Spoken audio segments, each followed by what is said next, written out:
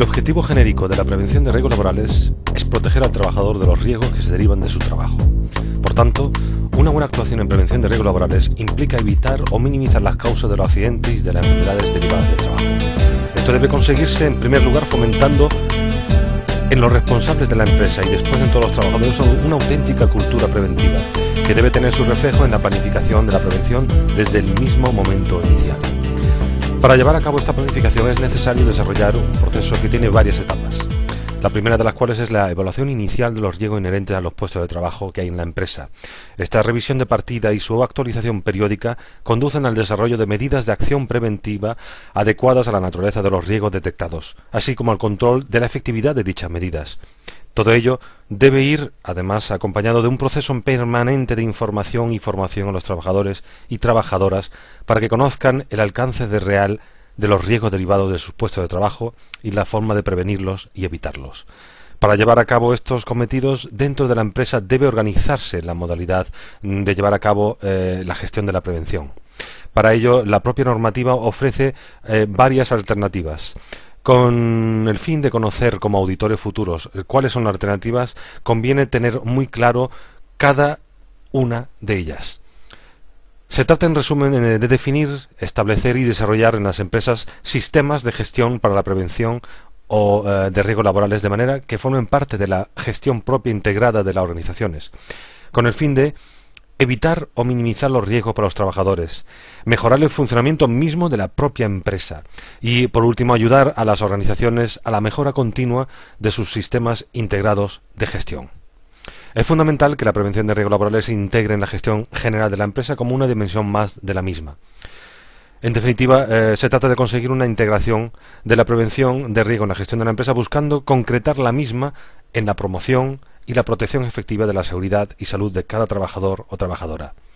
El objetivo no es únicamente, por ejemplo, mejorar la formación en seguridad del personal de la empresa, sino garantizar para cada uno de los trabajadores la formación y la información adecuadas sobre los riesgos que entraña su puesto de trabajo y la adaptación de sus características psicofísicas a las del puesto de trabajo que tiene asignado.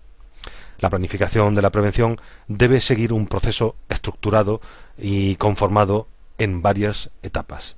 El ámbito de aplicación de dicha prevención y el alcance de la misma depende de las características de cada empresa. Es decir, la propia idiosincrasia de la empresa debe predefinir cómo debemos recomendar la organización o a qué modelo deben conformar su gestión de la prevención de riesgos laborales.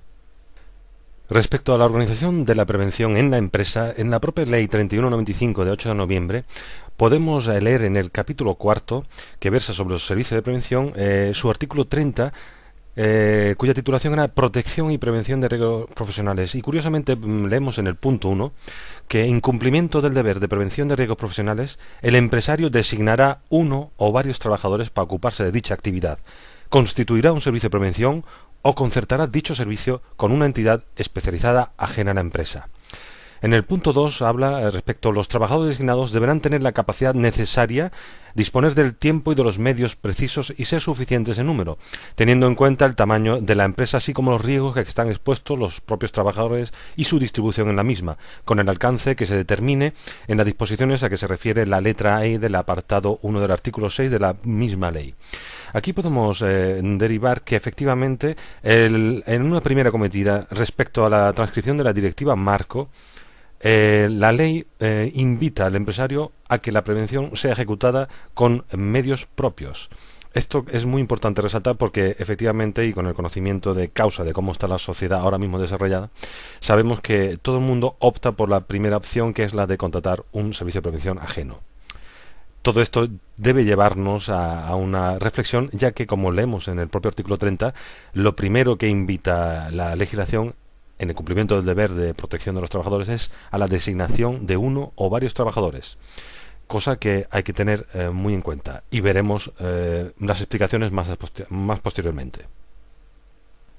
Los trabajadores a que se refiere el párrafo anterior que acabamos de leer colaborarán entre sí y, en su caso, siempre en colaboración con los servicios de prevención o las empresas especializadas. Para la realización de la actividad de prevención, el empresario deberá facilitar a los trabajadores designados el acceso a la información y documentación a que se refieren el artículo 18 y 23 de la presente ley.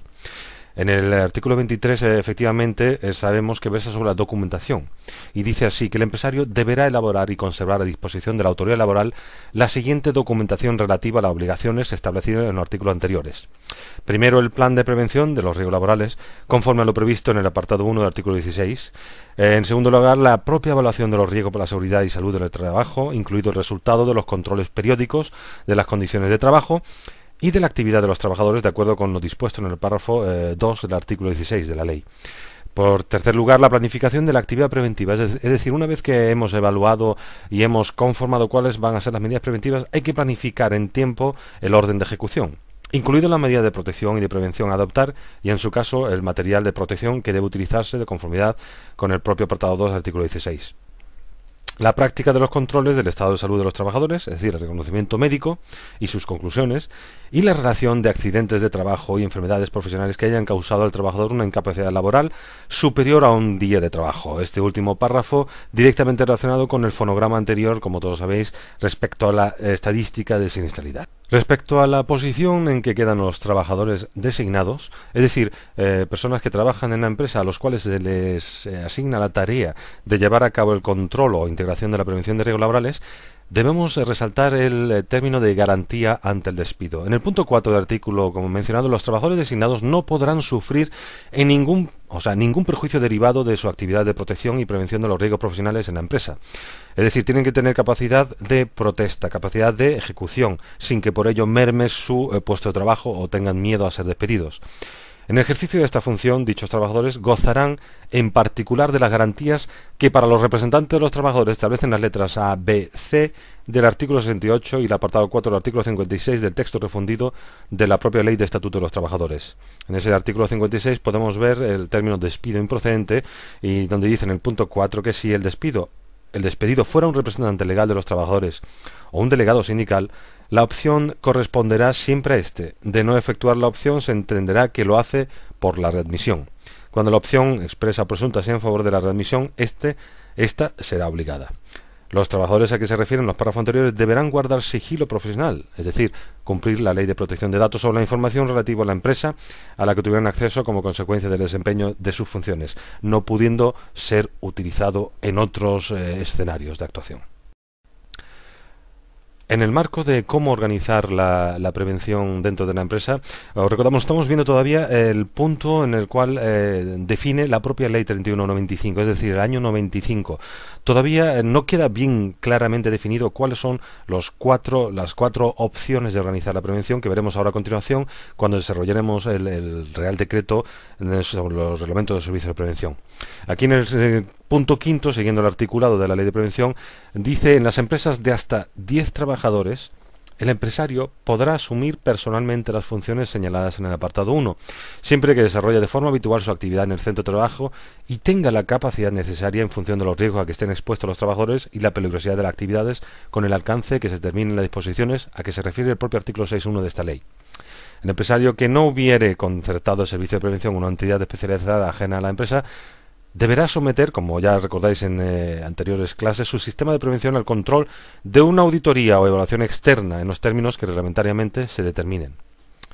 Las personas o entidades especializadas que pretendan desarrollar la actividad de auditoría del sistema de prevención habrán de contar con una única autorización de la autoridad laboral que tendrá validez en todo el territorio español. El vencimiento del plazo máximo de procedimiento de autorización sin haberse notificado resolución expresa al interesado permitirá entender desestimada la solicitud por silencio administrativo con el objeto de garantizar una adecuada protección de los trabajadores. Esto únicamente concierne a aquellas entidades que opten por acreditarse como personas o profesionales especializados. Respecto a la ley Ómnibus, remarcar la facilidad que da la misma, aunque a priori versando sobre la libertad de servicio de la empresa, nada tiene que ver, porque insta a que antiguamente hasta 6 trabajadores el empresario podía asumir la prevención, ahora mismo hasta 10 trabajadores el empresario podrá asumir personalmente la función señalada en el apartado de responsabilidades.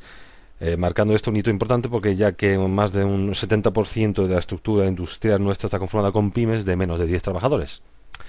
cuestión que dará mucho que reflexionar a los propios servicios de prevención ajenos que deberán perfilar y afilar sus servicios.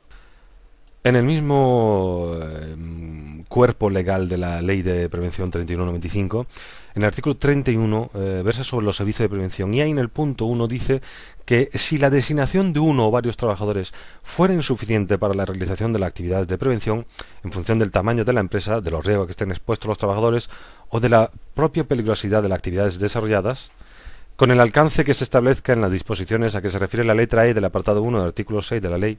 el empresario deberá recurrir a uno o varios servicios de prevención propios o ajenos a la empresa que colaborarán cuando sea necesario.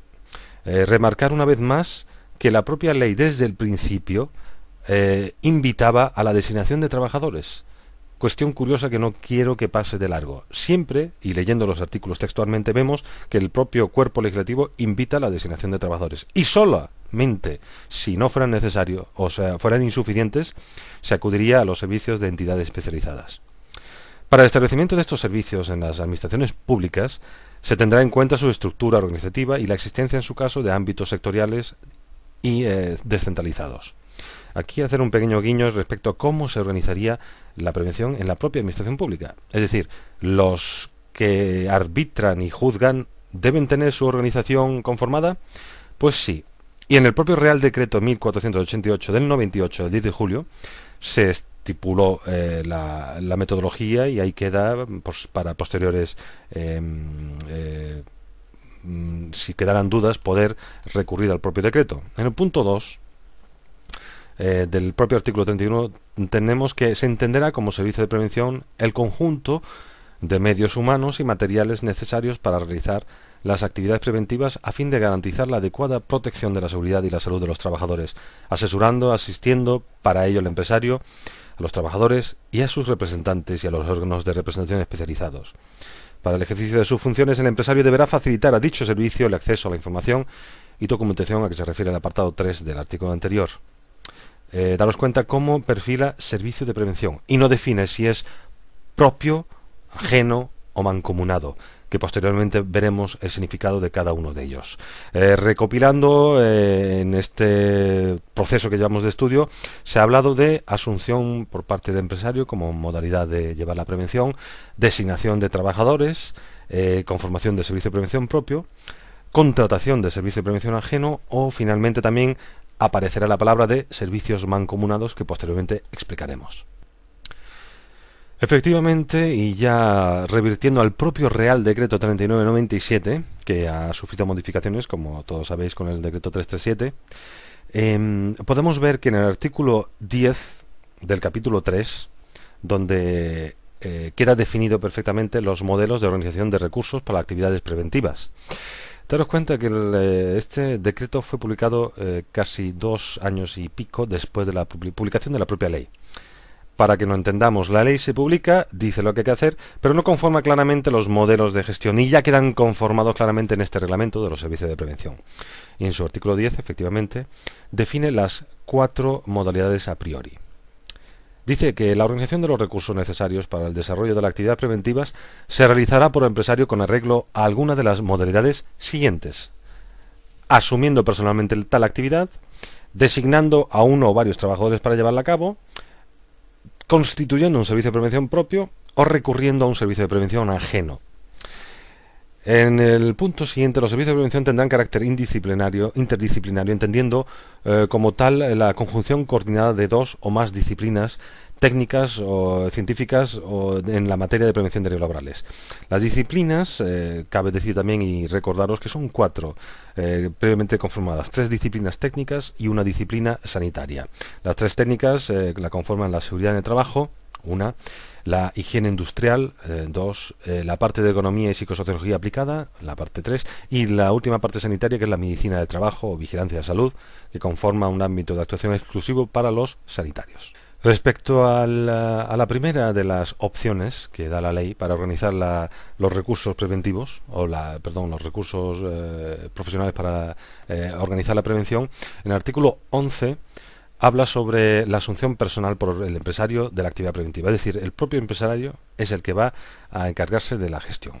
siempre entendiendo como tal que evidentemente la parte de las 4 disciplinas que es la vigilancia de salud nunca la podrá llevar a cabo, ya que para eso tiene que contar una instalaciones clínicas que a priori no es normal que se alcancen.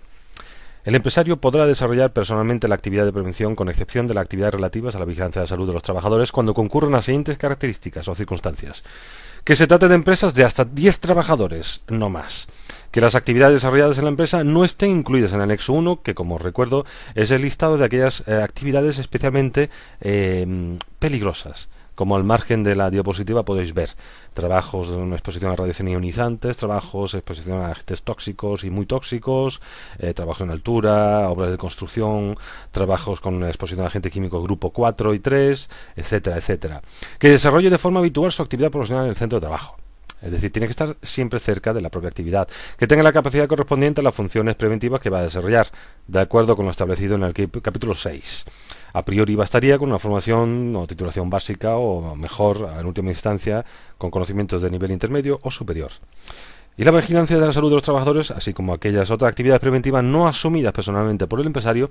deberán cubrirse mediante el recurso o alguna de las restantes modalidades de organización preventiva previstas en este capítulo, bien subcontratando un servicio de prevención propio, contando con ajenos o mancomunados, etcétera, etcétera. Con el objeto de facilitar la integración de la prevención en la empresa y ajustar costes de manera que no suponga un desembolso extremadamente grande, la propia administración ha desarrollado un programa de promoción que se llama Prevención 10, con la consiguiente constatación técnica de la conformación de un programa que se llama Evalúate. Es una herramienta que le ayuda a cumplir con sus obligaciones en materia preventiva, excepto la vigilancia de salud, obviamente, a través de un proceso en 5 etapas. Bajo la conexión a una página web de muy fácil acceso, se entra en unas aplicaciones donde cae el empresario de empresas tipo pymes, tipo peluquerías, bares, zapaterías, mercado menor, comercio menor, etcétera. Son capaces de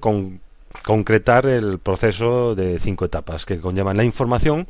lo que debo saber antes del proceso, el registro del acceso al sistema, la evaluación de riesgos ya previamente estereotipados con fichas ya preconfeccionadas, la planificación de la actividad preventiva donde el propio empresario pone fecha y programa o calendario a sus medidas, y luego el seguimiento controlado de la ejecución. Respecto a la siguiente modalidad, la segunda, que es la designación de los trabajadores, que recuerdo se hace mucho hincapié en el propio articulado de la Ley de Prevención, está la designación de recursos propios de la empresa, es decir, trabajadores normales que en un momento dado de la labor conformada que desarrollan se les ajustan unas horas para dedicar a esa gestión de la prevención. Es decir, su dedicación no es exclusiva. Ejemplo sería un tornero de una fábrica al cual se le consignaría que los viernes a última hora dedicara el tiempo al control de la seguridad de las máquinas, información de los trabajadores, etcétera, etcétera. El empresario designará a uno o varios trabajadores para ocuparse de la actividad preventiva en la empresa, conformando las correspondientes actas de nombramiento. Las actividades preventivas, para cuya realización no resulte suficiente la designación de uno o varios trabajadores, deberá ser desarrollada a través de uno o más servicios de prevención propios o ajenos. Recordar brevemente que trabajador designado nada tiene que ver con delegados de prevención. Un error ampliamente conformado y ampliamente difundido, donde la gente suele confundir lo que es la representación de los trabajadores, todavía no abarcada en este curso, con lo que son trabajadores designados. Los delegados de prevención son elegidos por y entre los trabajadores. La designación de trabajadores es una decisión personal de la empresa y serán impuestos por la empresa. No obstante, a lo dispuesto en el apartado anterior, no será obligatoria la designación de trabajadores cuando el empresario haya asumido personalmente la actividad, o haya recurrido a un servicio de prevención propio, o haya recurrido a un servicio de prevención ajeno. El artículo 13 habla sobre la capacidad y los medios de los trabajadores designados. Hace referencia efectivamente al capítulo 6, donde se versan las funciones.